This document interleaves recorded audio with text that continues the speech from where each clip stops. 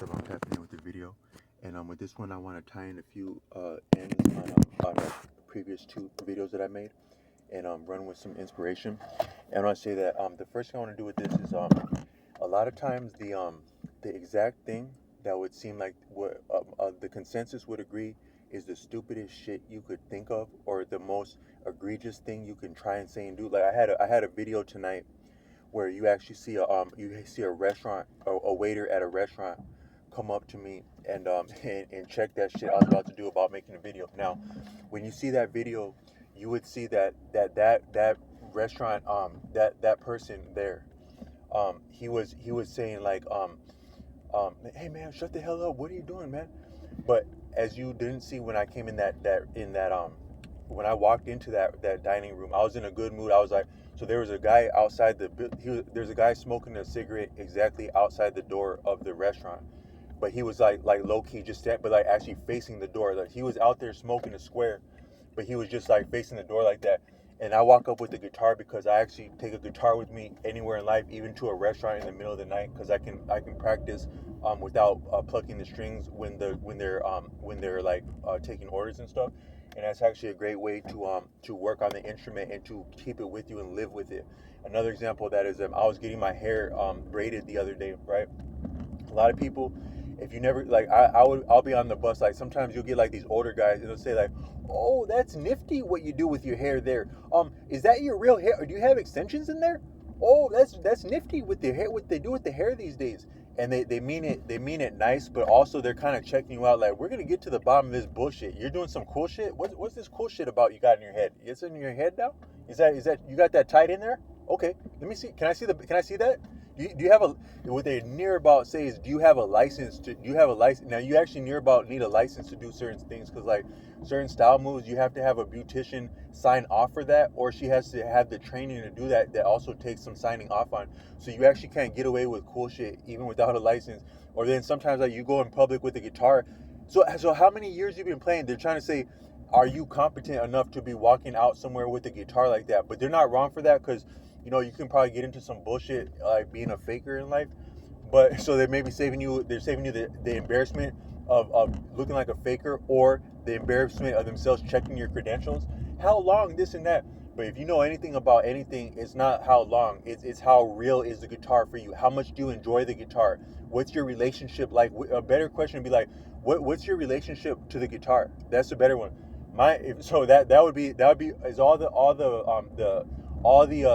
videos that I have on this channel. It would take that much to explain my personal relationship to the guitar, as anyone's relationship to something that means something to them would be like that.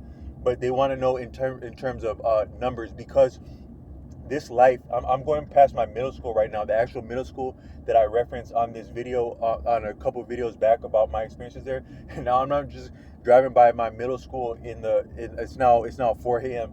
I'm not driving by my middle school for no reason at 4 a.m., but I actually reside very close by there, like less than a 16th or a 20th of a mile from there. And one of the main venues for getting up and down the city where I'm at is goes by there, and you have some famous people that grew up along this vein or artery, as you want to say. So I guess veins go. Let's see. I think veins either carry blood away from the heart, and then arteries carry blood to the heart or within the heart. So I think away. So this road, where am I going to hell with this?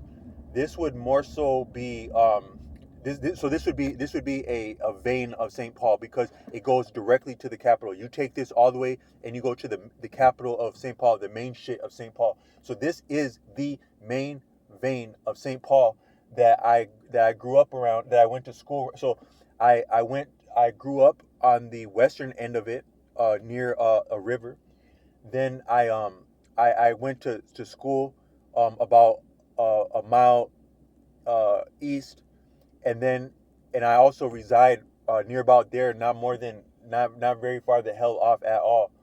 Then if you keep going down another mile to a mile and a half east, you're now at the capital, the main St. Paul of St. Paul. But in order to get there, just barely past my school and to my stomping grounds, my neck of the woods, where I'm lucky I didn't get strung up from some of those goddamn woods.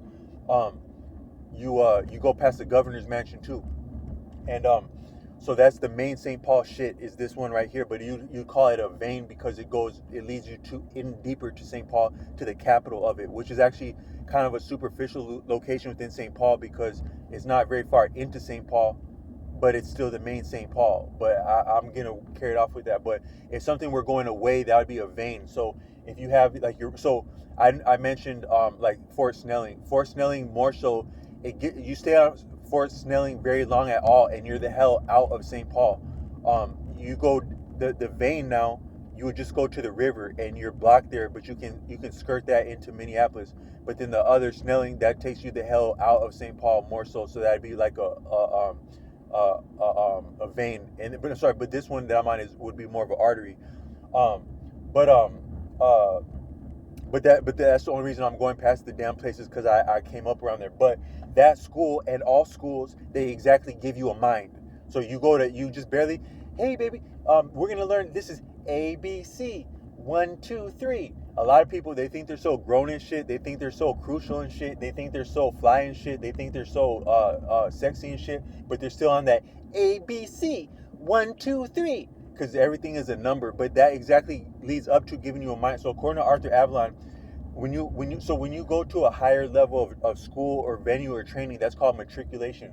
When you matriculate into state or into college, university, then so your first 2 years of college, which may be applicable and in the past were interchangeable with the first 2 years of university, then to university, then you have your I'm not even going to repeat the titles of the degrees, but then even the word degree is somewhat egregious, but then you go to the higher levels of that, all the way up to what's called graduate school, or your professional, your terminal points, which are actual venues of erudition that require peer on peer overview. And the way that you land into the highest tier of affluence as credentials go, is to become a peer. So you're studying under this many of teachers who are peered teachers and achieve their seat by peer review at the greatest sense.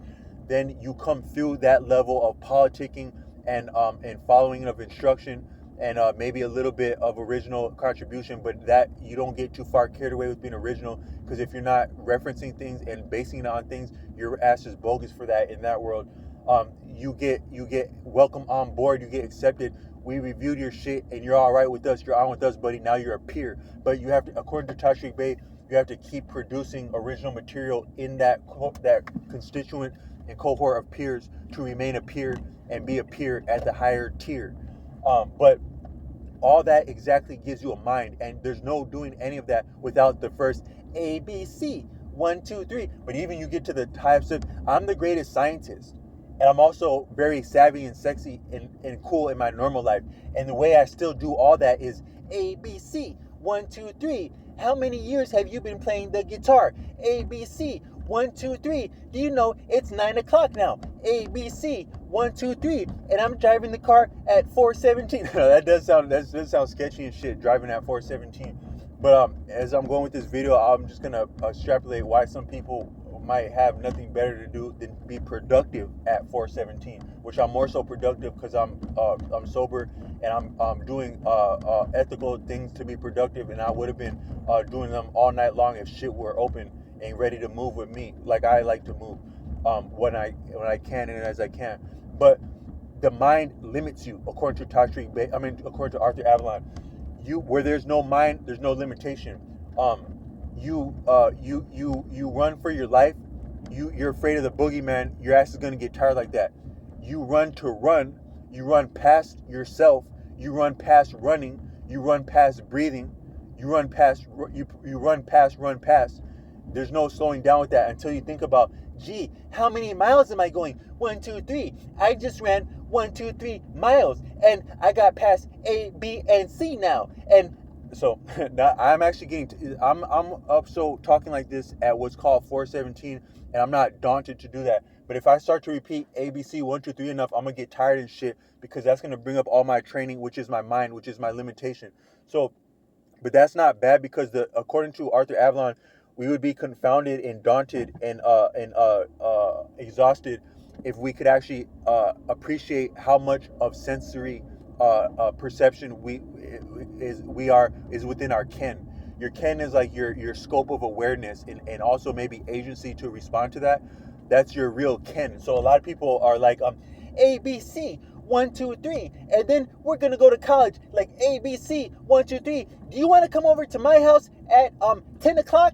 And then we're gonna get on the ganja, and we're gonna listen to Bob Marley at 10 o'clock, and then we're gonna get blown away like that, and we're gonna forget that we had a mind. But then we're gonna wake up in the morning, and then we're gonna get back to ABC 1, 2, 3, and we're gonna go to the store at 9 o'clock in the morning, like that.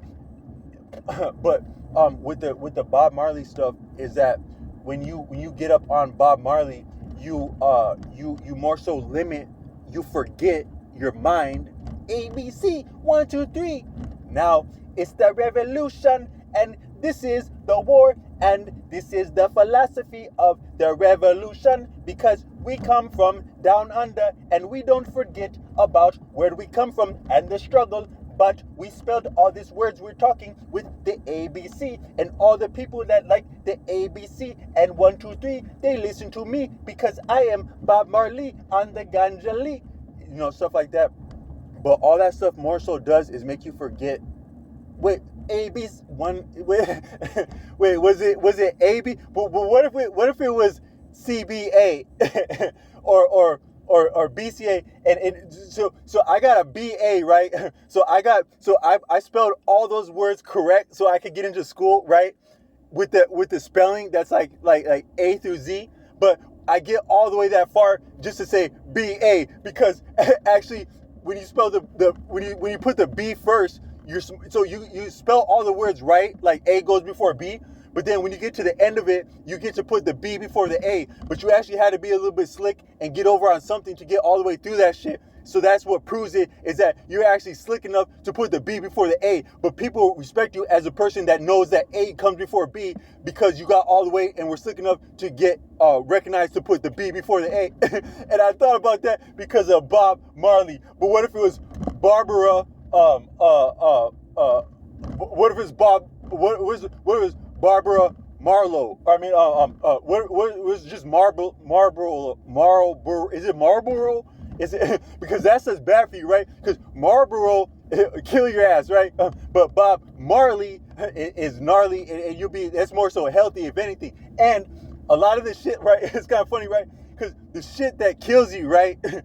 like Marlboro, that's exactly like owned by the people that won't let you listen to Bob Marley when you want to, unless they had something to say about it, right? But wait, what were we talking about again?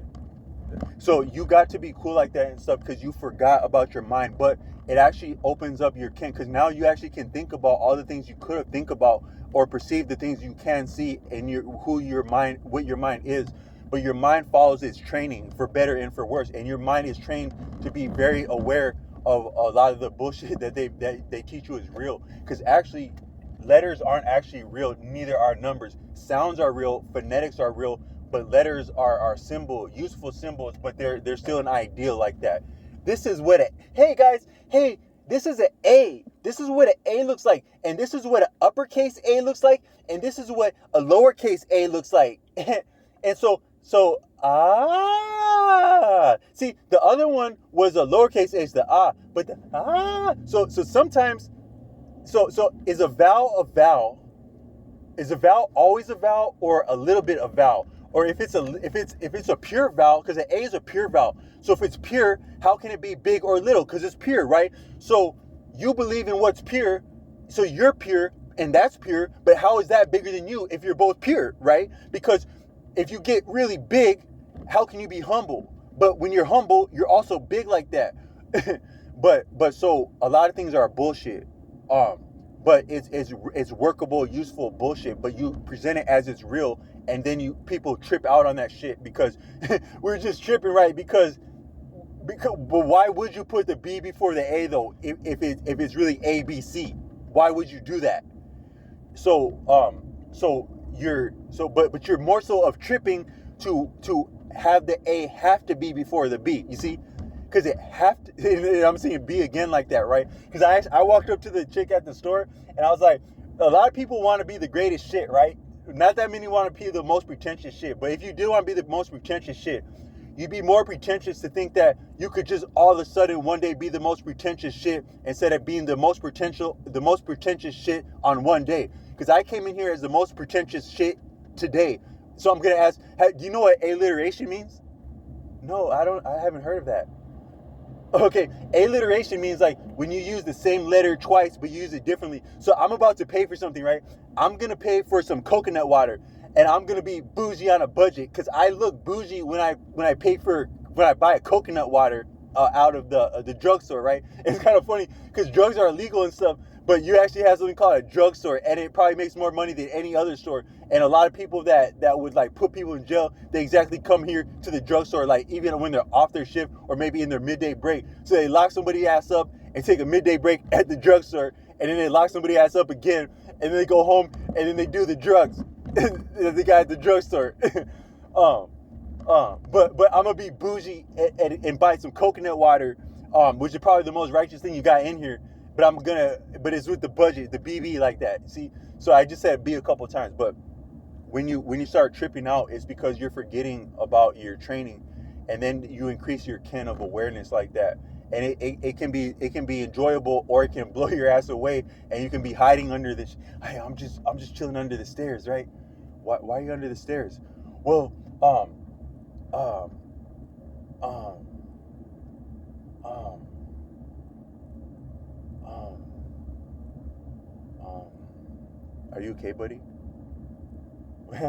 No, I was just thinking about this stairs. Hey, buddy, do you need some help? I'm just. So you can lose your shit if you're not used to losing your shit. But if you're used to using your shit, that's the best way to get good at something. So the best. So if you if someone might know I'm talking about uh no act no for every action there is a reaction. Give yourself up and find yourself again. That's from the great Crouching Tiger, Hidden Dragon. I had to say that with a little bit of emphasis on the syllable.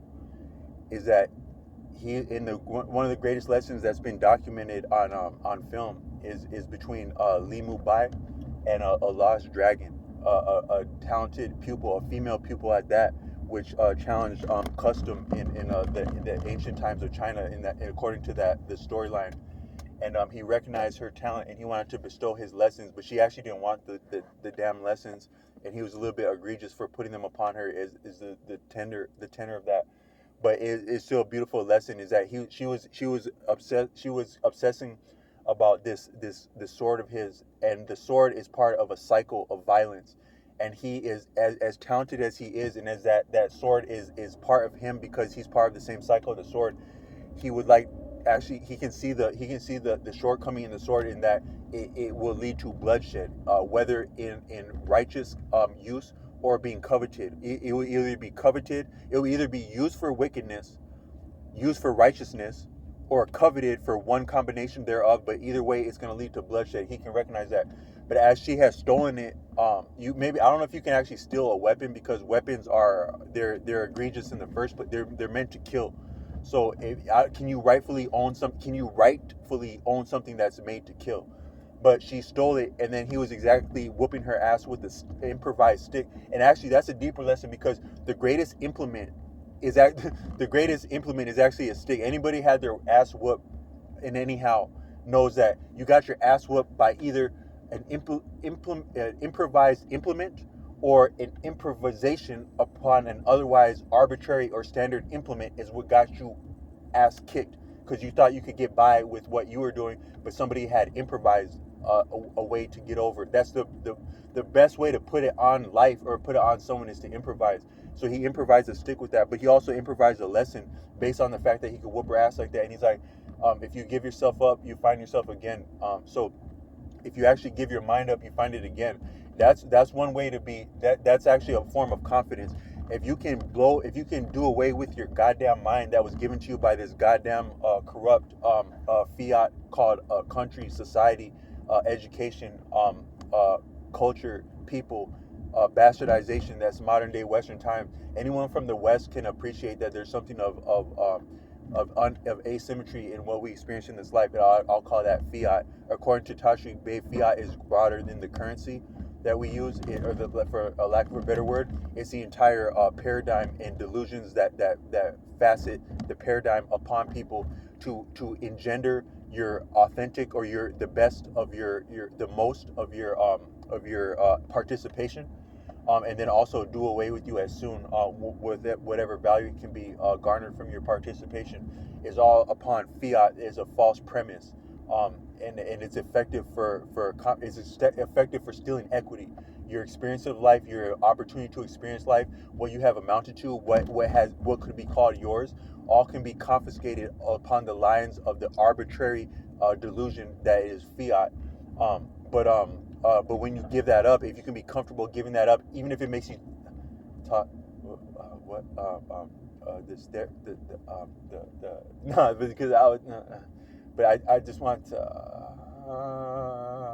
if you can be comfortable in that kind of space like that, the coherent stuff, the stuff that got you waking up in the morning to go somewhere with people that detest you and get over on you and mock you to your face and behind your back, which redoubles in front of your face, and the more so detriment that they do with the gossip to your face at night is what they would change about what you would think. Because also hearsay is important. Even hearsay about you is important.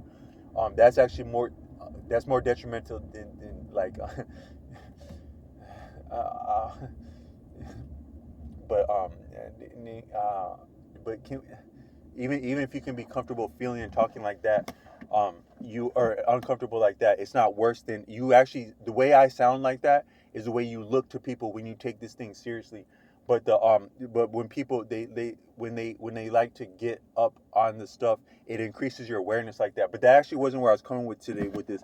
What I was coming with was I did have some different ideas based on what I was talking about. So, but I was going by that school like that made me think that schools give you a mind. And according to Arthur Avalon, the purpose of your mind, even outside of a fiat structure, is that your mind, it constricts your awareness to make your awareness manageable. But who you are, you feel things deeper. Your mind itself perceives things deeper than you're able to manage to be aware of under normal circumstances. And then when you would have things that would make you the B before A, C before forget the training and then yourself and then your mind.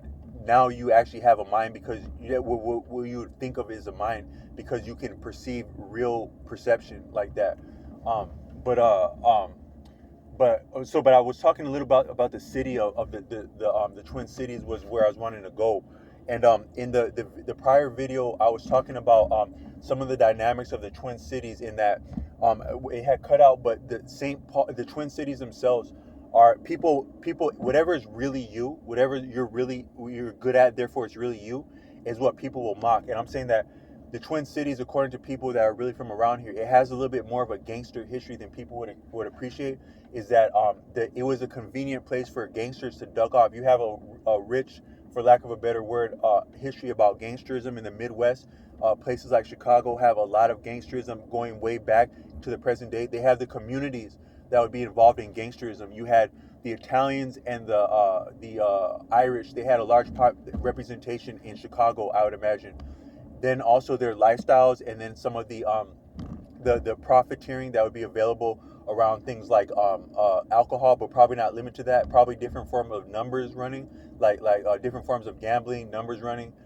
You're not far away from the Mississippi. The stuff that would take place on there. Then other things, other industries that you wouldn't think had anything to do with gangsterism. The food industry, you normally wouldn't think of the food as having anything to do with gangsterism. However, you would appreciate that substance has to do with gangsterism, as in alcohol, or nowadays different. It had been a lot about drugs in the 90s and early 2000s, but now it's even about prescription pharmaceutical RX, that's more so interchangeable with drugs than it was in the past, but equally deadly. But then anything that you would consume according to the RZA by the Wu-Tang Manual is a substance. Water is a substance. Food is a substance. So if gangsterism has this much to say about substances that get people jacked up and delusional, and or not delusional, but just, I think you can be more or less coherent under what's called drugs. But if it has that much to say about substances, it probably has a lot to say about food. The real ins and out about food will probably be more gangster even than your drug stuff. And like, it's kind of funny because like a lot of people, you get messed up. You try to run in somebody's neighborhood. Like I'm gonna drop a gem. I don't mean to be sharing an insider thing with this, but you pull up in someone's neighborhood in the past, uh, delivering this and that you ain't supposed to be delivering somewhere. Your ass is gonna hear about that, or maybe you won't because you didn't wake up. But you can go there and deliver a pizza. You can deliver a pizza in the middle of the night somewhere. You just delivered a substance in the middle of the night, maybe even to the person that is running substances there. You just delivered a substance like that. But you can imagine that the ins and out, the politics, the baseball of things like food and substance on a deeper level behind the veneer, even that people that work in those industries would know, it would operate similar to gangster type stuff. And then you also have a rich history of like the unions and organizing and stuff like that, and maybe anti-union and anti-union organizing around Chicago and stuff like that. But then I don't mean to blast Chicago, just that it's that close to the Twin Cities. So the Twin Cities would be the least likely, therefore the most likely place to have ties in with that type of thinking, like that type of operating, because the operating comes from the thinking. But then to this day, and there's a history with that. Then also the politics of the Twin Cities, having two cities as a middle finger to each other across a river like that. That gives in itself an inroad of the complexities in the gray area, because the most wicked, I don't know what everything has a color. A lot of people, they like to rep different colors, for whether that's ethical or not. A lot of things are about a color. Even a college can be about a color. But the color that nobody thought about that might be the wicked color is the color gray, because a lot of times, like the great books, they say, be neither hot nor cold, because that's the actual wiggle room. You give them an inch, they take a mile. You give an inch of being unclear or equivocal or ambivalent or contradictory. Maybe the most atrocious thing in the scriptures would be what's called hypocrisy, conscious hypocrisy, because that gray area, that gives the wiggle room for what's wicked, right? So you're this, right? You're this upstanding thing, right? But you just let that slide, or worse, you got compensated to let that thing slide. Now you're under some form of leverage. Now you and all your status and all your training can be leveraged against yourself, another person, someone you care about, someone you don't care about, you don't know, but it's still a conflict of interest to be leveraged against that person. You are open, you are under the thumb of anything and anyone the moment that you compromise something. That is the moment you go two ways at once, the gray area like that. The grays, that might be more, the grays might be more wicked than anything. If you just appreciate what that color can mean in terms of ambivalence, whatever would be called the grays could be worse than any form of monster. The gray would be, but I'm not trying to be conspiracy theory with whatever the gray is about. I don't actually know what that's about, but I know that can come up, and it's just convenient to reference that. But that gray area is a lot about what the Twin Cities is about now, and maybe likely had been in the past, such as that it's a inconspicuous, therefore more likely place to duck off and hide off the outcome and aftermath of gangster stuff. Because yes, the gangster stuff goes on in your Chicago and stuff like that, way back in the day, the speakeasy alcohol stuff. But the aftermath of it, the benefit of it, the profit of that, you wouldn't necessarily, or even the runoff of it, the heinous stuff too, you wouldn't necessarily do that right there, because you don't sleep where you make your money. So you don't hide also where you make your money, even for gangsters back then. But then, so with that history, the dynamics that made that history possible, the Twin Cities is home to the Metropolitan Council, which organizes the resources and the infrastructure of the Twin Cities, at least. And it's imitated and emulated by the country over, according to some of my background around being trained with them, is because like for example, the the buses driving down the shoulder of the road during rush hour was pioneered in this area near about, or if not under the auspices of the Metropolitan Council. But a lot of people can exactly live their whole life in the Twin Cities, know the infrastructure, be familiar with the infrastructure, maybe once or twice have heard the name Metropolitan Council, but not know what that amounts to. And I was going off in a video that didn't make it on here, is that some of the people that would work for the metro, you get a foot in the door with the Metropolitan Council, that is city bus driver, the union of that, but not just the fact that it's unionized, but the Metropolitan Council itself, which may be superior to a union because they're actually the ones organizing and they're funding and also operating. That's a deeper level of initiative. Some things can fund things, some things can operate and draw funds, but they're both, I think they're maybe you could say self. I think to some degree they're somewhat of self-funding. I don't know actually how the funding works, but I know that when I was a bus driver, they didn't necessarily need all the revenue of the fares to run themselves. You would have different forms of subsidies, maybe on a deeper level, different forms of investment, but different forms of subsidies that would make their shit run, that they don't got to answer to nobody asked. And a lot of people just don't know what the hell they got to do because they don't got to ask for help. When you don't got to ask for help, people don't got to know what you're about. And that's the strongest position actually. So it's somewhat gangster that you can run a damn city so well, that, or a combination of cities so well, that a lot of people don't even know that it is a combined city. But also they're copying that thing and they don't know how it's being done. And it's they're running the community, because according to King Noble, is that the simplest definition of a gangster is someone that runs their community, good or bad, good, bad, and ugly. They run their community. They're now a gangster like that. But the Chicago, it has that um, you're you would have a representation of what are like Irish and Italian in Chicago. Then according to Dr. Umar Johnson, you can't. So when people have an incentive, right? There's no stopping a person with an incentive, especially an organized person with incentive. They would say that the gangster stuff came down because of the taking down of John Gotti. I think there was some form of I think there's a breach of trust of the old guard of the type of mafia activity, such as that when you had the taking down of John Gotti, that opened the precedent for the RICO, because of the dynamics and what's available through RICO. It's told, the story goes is that you can't have gangster activity taking place because any form of gangster activity can be recognized and brought down to justice, for lack of a better word, as the good old boys would say it, because of the dynamics and the potential of the precedent of RICO. But I would beg to differ. I would imagine that what more so is likely is that anything that you see in the media, whatnot, that has an objective and a slant. So they may have even just made, you don't even know who actually had ever been incarcerated, what happened to them behind bars and stuff, if they weren't just a symbol, a spectacle, an example, a counter example, a counter narrative, a counter spin to the real baseball.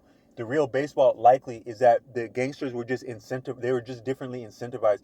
Hey man, yeah, we know you guys are blowing each other's heads off, man, but we got actually some cooler ways to make money, and now we can take what you guys are doing and we can give it off to. There's a vacuum somewhere; it's gonna be fulfilled differently. So I don't know if you had as much of. I don't actually know what the participation in gangster activity was about people that are called minorities. Like that is I want to also talk about the word minority, but according to I don't know what representation. It's not a lot of people. They'll say that it's known that the gangster activity had been the gangster vacuum, the need for what is the gangster vacuum? The gangster vacuum is contraband. You can't get on without contraband. The society wouldn't be fun enough, it wouldn't be tolerable, but also the real application of power is along contraband, not authority. Authority is kept in check by contraband. I saw a video of some police, like they're, hey, but we have a search warrant. The police, they showed up a little bit out there. They had the gear, right? They had the vest on. This is in the state of Minnesota, this example. They show up at someone's house with the gear on, the vest on, all the stuff you would need to perform a search warrant, but not the actual attitude of kicking someone's shit in. Like, I don't mean to be light about that. They don't have the actual attitude of serving a search warrant. They don't have the demeanor of serving a search warrant and meaning business, as much as someone that's fearing for their life, or that has no other, that's backed into a corner, their own corner. They actually they weren't convincing the way, oh, we got a search warrant.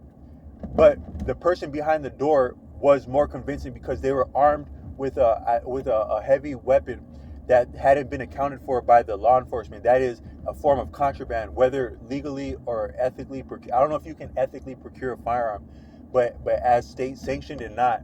Um, and there's also a difference between legal and just. I don't know if you can justifiably procure and own something that's intended to kill people, but you can legally do so or not do so, or not have the auspices to legally do so. And that might affect your experience of operating something, but they didn't know he had that shit on him, so they had to check themselves. They got checked by his contraband like that, but the actual things serve a purpose. So a lot of people so gangsterism itself, it serves contraband. That's what gangsterism is. It's a means of contraband. It's the game of contraband. But because all things can be, there's a thing called game theory. All things can be broken down and understood as some means of game, because it can be a little bit arbitrary, and it's a little bit unreal. It's more real than real, and also more unreal than real, and it's a little bit of a pretense. Even as the realest shit, there's something of pretense, because you walk in somewhere, right? You act the right way, you get your ass killed. You act the right way, you get on with people. But you had a choice to act, and it was something of a act now, act as an actor, thespian. So there was some acting that going on, whether you played the part right or played it wrong, you still played the part. So it can be a game like that. But the contraband is about the gangster is about contraband and whatever. So what really? So you have different mores, right? You have the people. The power actually answers the people and is the people. So you have what the people want and would like in those times, like the early 1930s and stuff like that. You didn't have some of the same liberties and license that we have now, even to think. You couldn't think certain thoughts back then, because if you did, you would likely at a certain point say the wrong thing to stick your foot in your mouth. You can still do that now, but it was more hellified, ratchet in the past. Some of the implications of the church, the understanding and the separation of church and state, but also the church being a lot of the state, in application and reality as is still, but also as the people understood it. So you had different ways to get around the attitudes and what was above, what's okay to do in the daytime and what's okay to do at night. That's the only question in life. Everyone's going to do what everyone's going to do, but how much of it can you do in broad daylight, and how much of it can you do at night, and how much of people are fighting over the same job about doing that, the contraband job, the coveted job? What does everyone want to be? Everyone wants to serve contraband, if they're honest. At some point, most people have had a fancy of serving contraband or having the type of experiences that go with a life of serving contraband. So they're fighting for that stuff. And then so whatever, so the different dynamics about what's okay to do at night, what's okay to do during the day, and who wants the job to serve in the day and at night. There's going to be fighting about that, but it's a vacuum. And so in the past, that had been the Irish and the Italian, roughly speaking, generally speaking, in the United States. Then it's told that the authorities, the powers that be, the three-letter agencies, brought that they put an end to that. They stamped that with the RICO stuff. But I don't think that you can get past something that ferocious and that real, that simple like that. So they likely just re-incentivize them to make it more cool. They just got more cool about it. But that stuff still never stopped going on, but it got more cool about it. But then also at that time, there would have been different mores about what who are called minorities can also do at day and at night, and with other minorities and non-minorities. That changed, like with the civil rights, and then over the 20th century, the attitudes about that changed, the reality of that changed. But such as that now, if you say gangster, you would more so think of a person of what's called a minority. That would be your black and Hispanic, for lack of a better word, generally, maybe Asian too. But so it's interesting to know what was actually the minority participation in the gangster stuff, because we're told that it had been the Irish and the Italian to run that back in the day, what's called gangster. Um, but um, uh, um, but so the ambivalence of the Twin Cities and the zoning of it and the principality of it and the jurisdiction of it, has been a little bit of a unique thing in that, if you think about it, right? So I've sometimes wondered, you have squirrels in Minneapolis, you have squirrels in St. Paul that are separated by the Mississippi River. before the advent of the bridges in St. Paul, which one of them crashed in while people were traveling upon it a few years back, like maybe 10 years ago. One of your main bridges from St. Paul to Minneapolis crashed, and it's actually not surprising because you got this many cars that weigh this many thousand pounds and commercial vehicles passing that all day long every day, and you don't actually get out there to fix the thing. You just sign off on a clipboard with it, and you don't expect that shit to come crashing down one day. Um, but it did though. But it would be interesting back in the day, were the squirrels different on the eastern side or the western side of Minneapolis? Had they actually had any contact one the other on the east and the west, and even the Native Americans? Did the Native Americans get back and forth? How did the Native Americans actually cross from the east, that is St. Paul, where they would have came from the Bering Strait? So we can, I mean the west, no, the Minneapolis. So we were taught that the Native Americans came from the Bering Strait, that is west, that is Alaska on down. So did they get, so the Native Americans that would, so you have the mini people, the like Minnehaha, Minnetonka, Minneapolis, I think you have the that would be your you have a lot of, you have, I think you have Lakota in the Twin Cities, but you have I'm trying to think of the main people of that would be indigenous to the Minnesota area. That's kind of sad that I can't think of them off the top of my head. I just know a lot of our names in Minnesota itself, Min, that comes from a that's a Native American reference. But were they on both the west and the east side of the Mississippi River prior to colonialism, or near about there before? Then when they got to the, so if it's been, did they, so were they able to ford the Ford? So Ford means cross. It's interesting. So you have Ford Motors. You also had a Ford motor plant many years historically on the westernmost part of the hill, the St. Paul, the Ford Bridge. You have the Ford Bridge from that goes from St. Paul into Minneapolis.